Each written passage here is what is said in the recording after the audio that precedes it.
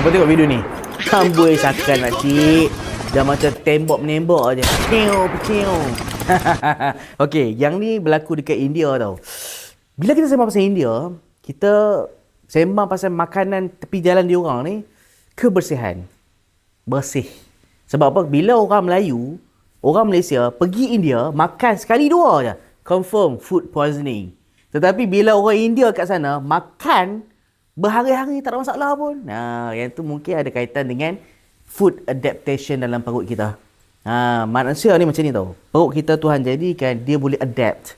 Dia boleh adapt. Kalau perut kita ni tak biasa makan benda yang macam tu, bila kita first time makan, of course akan kena food poisoning. Tapi kalau dia orang memang hari-hari makan benda yang nak kata bersih tak bersih, hari-hari ya, perut dia imun, kurang risiko food poisoning. Tetapi masih ada risiko food poisoning sebab dah train, dia orang punya perut dah train untuk lawan bakteria pada kuman. Tetapi again, kebersihan pada makanan is always nombor satu. Food poisoning boleh lead kepada kematian. Kena ingat tu, boleh menyebabkan kematian tau. Hati-hati.